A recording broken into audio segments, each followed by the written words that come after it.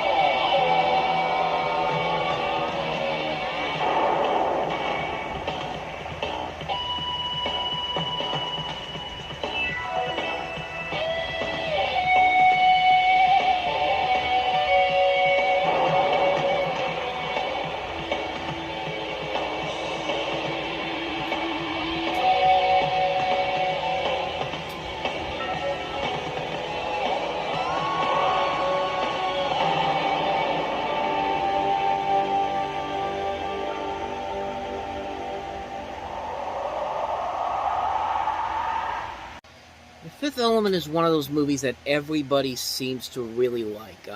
When it comes to Luc Besson, this is usually one of his films that gets the most acclaim. It's the one that's had the biggest following out of all his films. And I don't know, for me personally, I don't hate the movie. I'm just going to say that right now. But I don't think the movie is as good as everybody makes it out to be. Like I said, I don't hate this movie overall. And when I really look at the other films that Luc Besson has done as a director, this is probably his best overall film. Outside of Le Femme Nikita and also Leon the Professional, but at the same time, it's not one that I go back to a lot. I've watched it every once in a while to see if I could finally get to see what everybody's been talking about, but I don't know, I just don't see it. But let me be honest, like I said, it's not a bad movie. It is not a bad movie by any means necessary. I just don't think it's this grand, epic film that I think a lot of people could consider it to be. I mean, I like the casting in here. Bruce Willis, I think, is very good here. I think Chris Tucker, the role that he plays in this, is actually kind of very amusing in this. Like, I think it's like, I've never seen him this chaotic before, and at the same time, it's kind of fun to watch him being this chaotic. Gary Oldman is a pretty good antagonist in here, and Mila Jovovich, I've talked bad about her over the years. I've never been a big fan of hers, but I will say this: she's actually not too bad in this movie. She's actually pretty solid in here. The visuals overall look really incredible. The cinematography is top-notch. The visuals are impressive to look at. To me, I think it's just the story doesn't really do that much for me. I think it's a story that takes a little bit... there's a heavy metal segment. I think it's the first one that begins the film that's kind of eerily similar to the premise of this film in the beginning. I don't know if anybody else can see that, but I can see a little bit of it in there. But as far as the story itself goes, it doesn't really do anything too grand or too significant to make it really stand out on its own.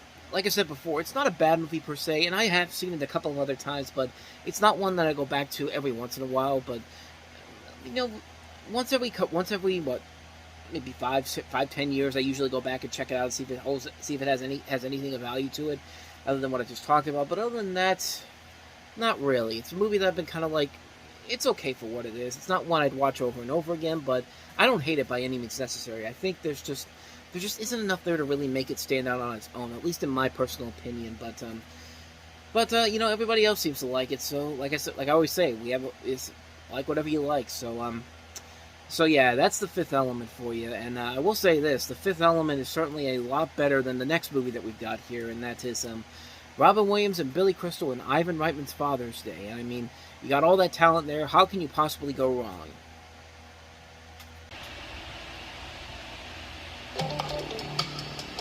Jack Lawrence. Yeah, I have a son, Scott. Wow. He's yours. Dale Putley. I have a son. I'm your dad. Hi, Scotty. I'm your papa, your daddy, your bear. Can I see him? Dale Scott's been missing. My son is missing? The only thing they have in common. Your son ran away? So did mine. How richly bizarre. Can we get a picture? Happened 17 years ago. There he is. Oh, he's handsome. Thank you. This is my guy. What is this, a joke? Hello? Who is the father? The truth is, I don't know. Please just find him. Scott! His name is Scott! That's him! That's Scott! At least we know he ate. What is going on? Hi, honey. Somebody call for a valet? I'm hosing him down, Jack! What? He's so slippery! I'll come back. Warner Brothers presents. Scott, 17 years ago, we both... Your mother... Hey! Robin Williams, Oh, boy. Billy Crystal, I'm sorry, you all right? No, I'm not all right. Will you get it All off? right, it was an accident. Oh, I know. All right. Julia Louis-Dreyfus, This is your friend, your shower buddy. Yes. Yes? No, we were never in the shower together. No, the boy and I were in the shower. He was soaping him up, And hosing him off. and I was just watching it all. Nastasia Kinski, I feel like such a loser. Everybody thinks they're a loser when they're 16. To be a true loser takes years of dedicated ineptitude. in an Ivan Reitman comedy. This is way too much trouble. That's why you don't have children. Watch yourself. You're too selfish. And you are a mess. Yeah, I am a mess, but I am a work in progress, Jack. Hug me and let us join our spirits. Oh, boy. Father's Day. You're ruining my life. Yes, we gotta go. Which one of you is Scott's father? He is. I have several questions to ask about this particular film. First of all, that kid does not look 17. I mean, he looks like he's in his mid-teens, not 17 years old. That's the first mistake. Number two, why did you keep all those bad takes of Robin Williams in there? Like, I know you're trying to do the whole thing about dad jokes and all that type of stuff, but give Robin Williams something funny to do. Like, even if he improv'd a lot in this, why did you take that stuff and just leave it and put that in the movie? I mean, like really, is that was really the best of Robin Williams' improvisation that you could get from this? 3, this plot makes absolutely no sense whatsoever. I mean, this is a really lackluster plot that 20 years later Warner Brothers will try to do again, and Ivan Reitman also produced that film, which was Father Figures. And 4, it's just not funny. Like, you have Billy Crystal and Robin Williams, plus the cast that also includes Julia Louis-Dreyfus, Bruce Greenwood, Charles Rocket, Mel Gibson has a cameo in here, Sugar Ray is also in the movie, Jared Harris. I mean, there's a lot of talent in this movie, including the director Ivan Reitman. Another problem with the movie is that they open it up on Mother's Day weekend. Like, if you really wanted this to be successful, then why did you not put it out on Father's Day weekend? I mean, the movie is literally called Father's Day. Like it's like Warner Brothers knew this was bad and just said, "Screw it, we're gonna put it out. We're gonna put it somewhere else." But in fact, even Warner Brothers themselves looked at this and said, "Oh, this is not gonna work." Like as they said, the Warner's executive basically looked at the film. They said, "We have a package. You got Billy Crystal, Robin Williams, Ivan Reitman." We say, "Great." They don't mess in the production whatsoever. They see the movie and they're just like, "Yeah, we've made a terrible mistake." They kept reshooting it and enhancing it, but the guy literally said, "You can't fix something this bad," and this is a really, really bad movie. Like, how bad is it? Let me put it this way: when Billy Crystal and Robin Williams showed up on Friends, it was much funnier than anything in this movie. Whoa, look at this. It's Billy Crystal and Robin Williams. What's the matter? That's part of a 2-minute clip from Friends, and that had more laughs in it. It makes no sense whatsoever why they're there, and it's still much funnier than anything in this movie. And the writing team behind this is great too. Laurel Gans and Barbara Mendel. They wrote Parenthood. I mean, they wrote City Slickers. How in the world did this movie fall apart like this? Well, I mean, the basic answer to that question is that it's just a script that's not really worthy of a feature-length comedy. This is something that is expanded to is just something that's straight out of a sitcom. And I mean, the critical reviews for this is literally a bad sitcom. Like Roger Ebert basically said, it's a brainless, feather-length sitcom with too much sit and no com. I mean, he's right on about that. Like, this does not feel like a movie that deserves to be on a big screen. And it's just like, man, this is just unbearable to watch. Like, this is a terrible movie. With the talent that they have on board here, like, you expect a lot more when Billy Crystal and Robin Williams are on screen together. And this is just, it's a mess. It's a major, major mess on so many levels, and I cannot believe it.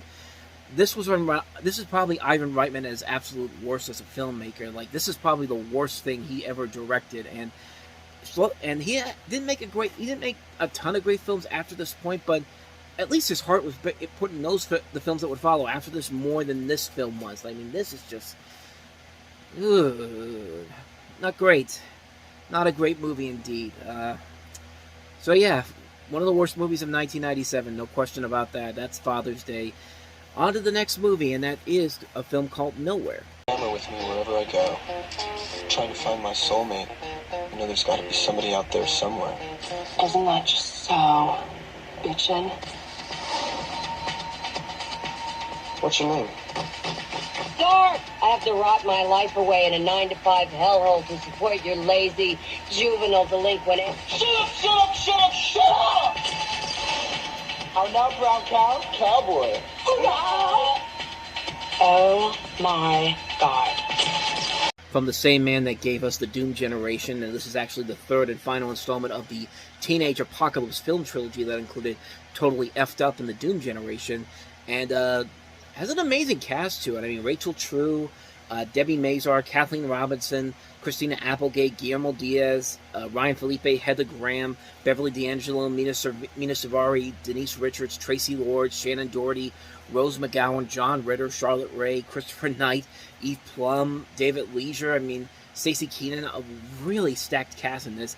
The film is described as Beverly Hills 90210 on acid, and I can't really say if it's anything too spectacular or anything because I haven't seen this movie, and I actually have not seen any of these films in this particular trilogy, but just the cast alone, I mean, the potential for this could be very interesting, and these reviews, I mean, this could be something that was a little bit ahead of its time. I mean, it has reportedly gone on to have this cult status, and its reputation has grown over the years, and you basically follow these college students in Los Angeles and the strange lives they live in, and I don't know, man. I mean, I don't know if this is any good or not, but I mean, this definitely could be something very bizarre and trippy. That could be something that's very funny too. But I don't know. Maybe this could be something interesting. Maybe not. I mean, I really don't have anything else for you because I haven't seen it, so I can't really say if it's good or not. So let's just go ahead and take a look at the last one we got here, and that is Twin Town.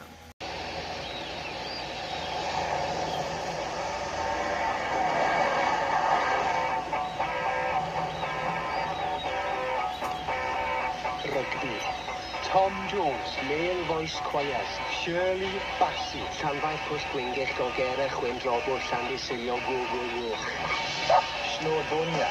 Prince of Wales. He's not fucking Welsh. Anthony Hopkins. Daffodils. Sheep shaggers. Coal. Slate quarries. You actually got to kind of wonder if this is actually the same movie as maybe the same people that made Nowhere, because this is a story about two brothers spending their time on drugs and joyriding, and when their father shows up, they demand compensation for it. And I mean, you could definitely see a little bit of what was also in Nowhere, but this is more like a little bit like Trainspotting. In fact, a lot of people criticize this as a reject version of Trainspotting, like a wannabe Trainspotting film. And I don't know. I mean, Reese Ifans, Dougray Scott, two very good actors here. And maybe it is that. Maybe it is that. Maybe it's just a wannabe version of Trainspotting. But I don't know. It might have something that could be worth it in the end. But considering that this director also went on to do Agent Cody Banks 2, Destination London, probably not a good sign for this film. These guys have been better in much better films. I mean, they might carry the film over, but other than that, though, I'm not too sure. But haven't seen it, so I can't really say if it's any good or not. So moving on, that is Twin Town. So with that said, that wraps up another edition of Time About the Movies. It's not looking like a pretty good week next week. if what I see here is true, not any one of these movies is going to be memorable. I mean, it goes from the top 6 films are basically the same 6 films from this weekend we're talking about, and then after this you have stuff like Night Falls on Manhattan, Sprung, The Second Jungle Book, Mowgli and Baloo, The Van, Brothers in Trouble. 5 films I don't really know too much about, so I mean, next time around it should be a very quick episode to look at. So I guess if you want to check that one out, or just wait for the next week, because I think Lost World's coming out the next week after that. So either way, if you're going to be joining us for the next time, I thank you very much. But I wouldn't put it past you to miss that one and go to the next one. But what am I even talking about here? With that said, thank you very much for watching. And as always, if you want to see more videos like this, hit the playlist on the next page, check out the previous episode, and of course remember to like and subscribe if you want to see more videos from this channel. With that said, thank you very much for watching. I'll see you next time, and until then, as always, take care.